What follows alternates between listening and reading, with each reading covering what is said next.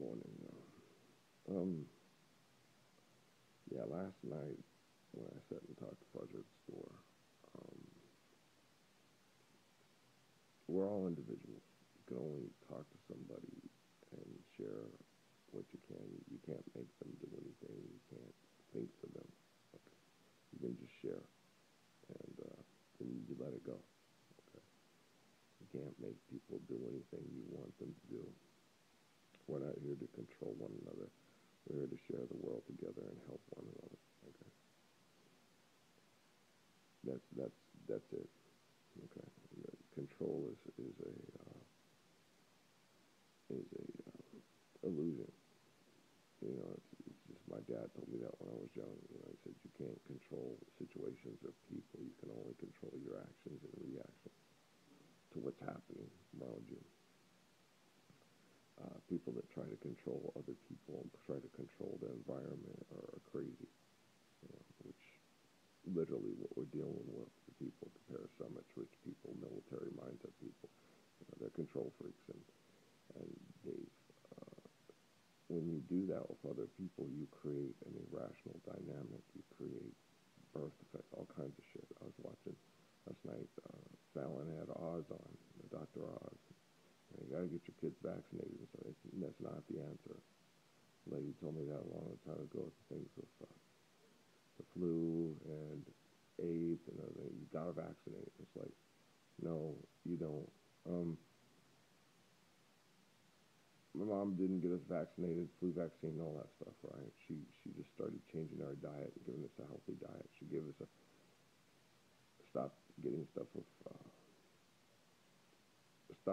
she stopped trying to get anything with food products, and the stress killed my mother. Cancer, she had certain things that caused the stuff to build cancer in her body, and then stress killed her.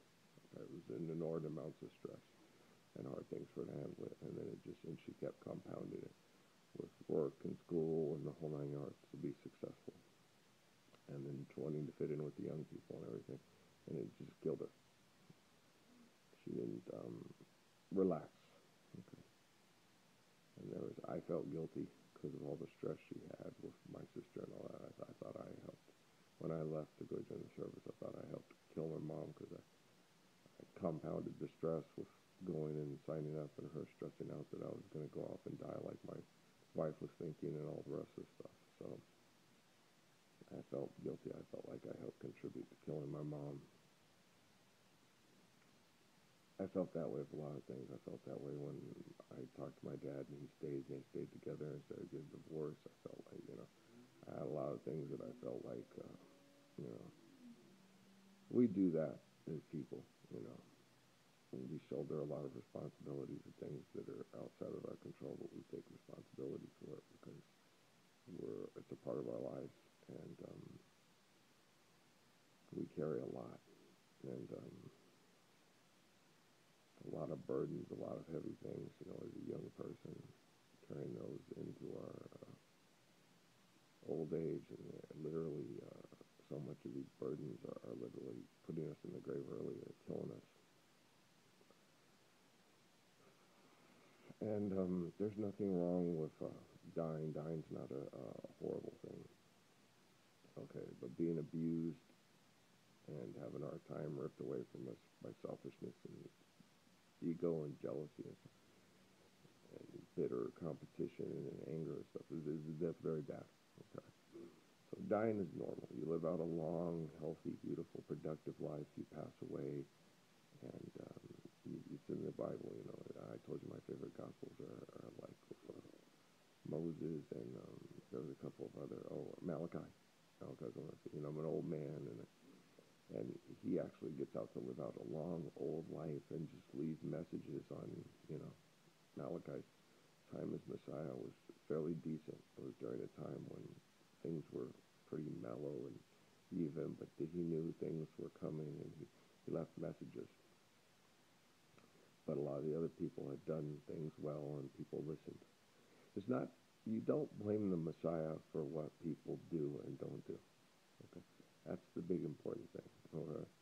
With the way that religious groups, they call them like, there's minor prophets and major prophets, and all the prophets are the same.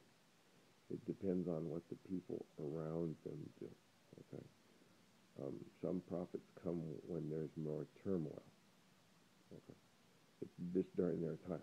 So, like I asked Jesus, why me? He said, why not you, Earl? You want other people to suffer. You want other people to just, okay, Jesus, okay, I get it. So it's like, do what you, this is your life. This is your time. And that's what he always told Saladin, because Saladin was fuss, and he's not doing this right. And Jesus was like, this is his time. These are his people. You were that was hard for Saladin too, because, he's human. He was during the Holy Crusades. Okay. Lord Saladin wanted to study biology. Okay. Molecularism and biology. And that's all he wanted to do, and teach people that, and understand molecular structures and molecular changes, and then explain to people how a lot of that stuff works, and then how genetics works, and how that's tied to religious principles and teachings, and how it affects us. What we do in our environment, what we learn, what we share, what we value, passes on through the generations, and it has biological effects. And he wanted to study that. And he couldn't, because he was forced to by a bunch of, because his family and his homeland was being attacked by a bunch of barbarians. And they had barbarians on both sides. Okay, he didn't like the mullahs. They were assholes. They had corrupted the teachings of Islam. Lord Saladin wanted to live in a better time, but was in a horrible time, the time of the Holy Crusades. And we're very similar. Me and him are very similar. I wanted to live in a better time. I wanted to focus on my wife and my kids. I wanted to coach basketball and coach in school and teach in school. I wanted to be a history teacher and a basketball coach. Okay. And my mom wanted me to be very famous. And I thought, well, I can coach and I can be somewhat famous and influential. Maybe go to college. But a lot of my coaches geared me towards high school. And I was like, yeah, because high school you don't have to go recruiting. You get the kids and that's it. Okay? You get the kids, and it's all about how you teach, and you're just being a teacher. And it works well. And you can have a very successful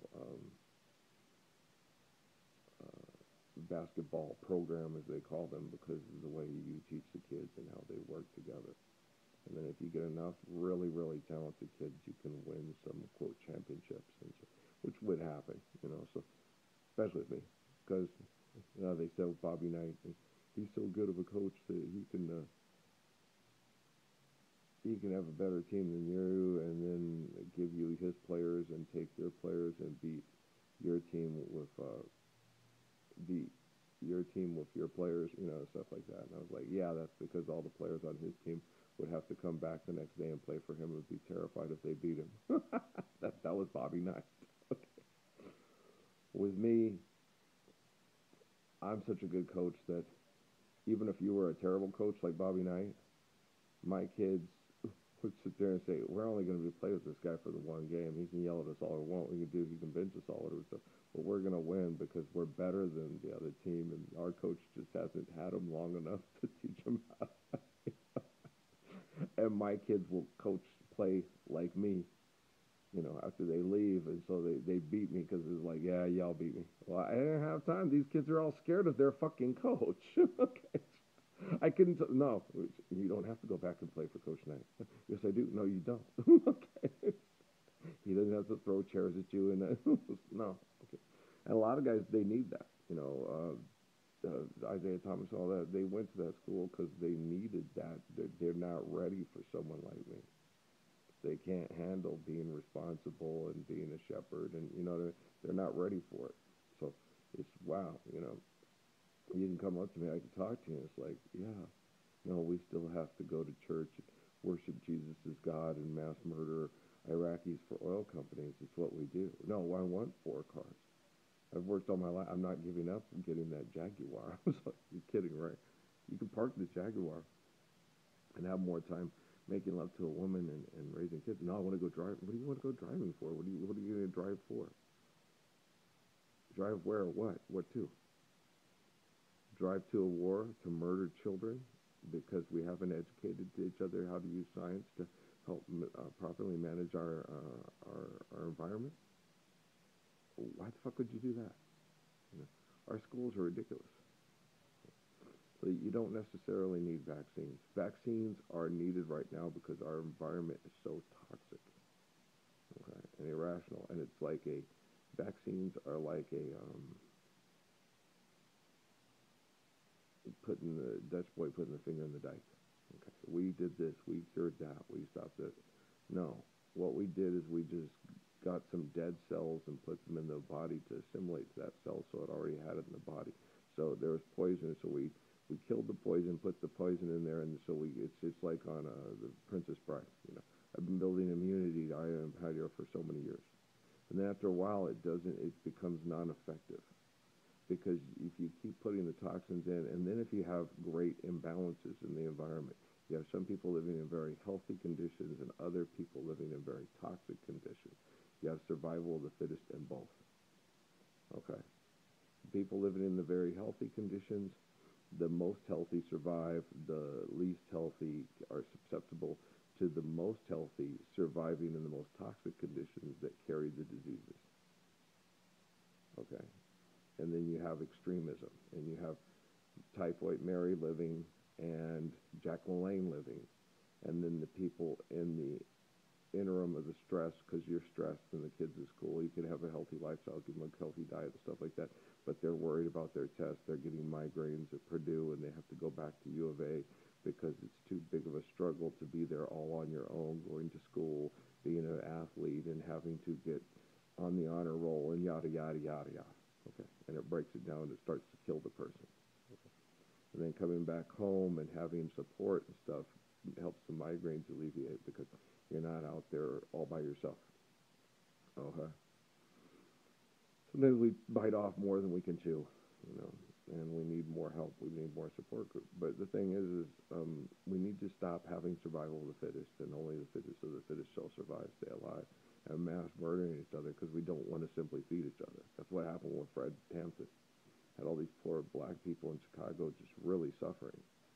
And he got up to make sure that these people weren't suffering. He started putting together programs for everybody to come together and make sure that children had breakfast programs and were getting fed before school, had coats, or getting ways for people to pay their utility bills so they could have heat in the wintertime, things like that. He was just doing little social things to work as a cooperative to make sure that everybody provided for everybody. Okay? And after, that thing is, and she didn't mention it, but we learned that in Professor Hendricks' class. She was ragging on everybody's groups because her and Manny Marable would have done it better. And the Black Panthers were also scared after Fred died that Fred's wife and son had trouble surviving because no one wanted to help because they were also scared that she was going to be next. Because apparently the police were so aggressive and abusive of her, they thought that she was going to, you know, step up and be the leader like Betty Shabazz did and other black women, because black women are strong. Angela Davis, and they thought everybody kind of just like avoided her like the plague, and she struggled. It was hard for her for a long time, even with the black people around her, because they were scared they were going to get killed too. You know? She doesn't mention that. She's really strong. I saw her on that thing, and they don't talk about that. It doesn't fit the propaganda scene right. You know, there's bad white people, and they're still out there, and white privilege is killing us all. And it's like, no, it's fighting over money that's killing us all. Fighting over credit scores and using technology to promote the talented and kill the untalented is what's killing us all, guys. Okay, you either have something to provide to the talent pool or you don't. This is genocidal operations. They're killing the best. They're killing the people that are the worst and trying to keep alive the people who are the best. This is competition. It's sick. Okay. And it creates neurological developmental disorders in us all. Okay. These people are dying. They deserve to die. Just like I always got with my family. You know, they shouldn't do that. And then that last night at the store, that one lady who wasn't listening, because she's angry and she's paranoid, you know, because she's sick and she's dying. So they're all trying to kill us off, and so she was just saying she's not listening to a damn word I say. She's just hearing, and they're scared, and they're listening for every buzzword they can hear. It's because of these racist people, those assholes, this, blah, blah, blah. It's everybody else except for them wanting to try to live peaceful lives and then demand to live a peaceful life, okay? I love you guys. I'm going to go to my Extortion gig here. Maybe I'll make another one. I don't know. We'll see if we have time. Peace.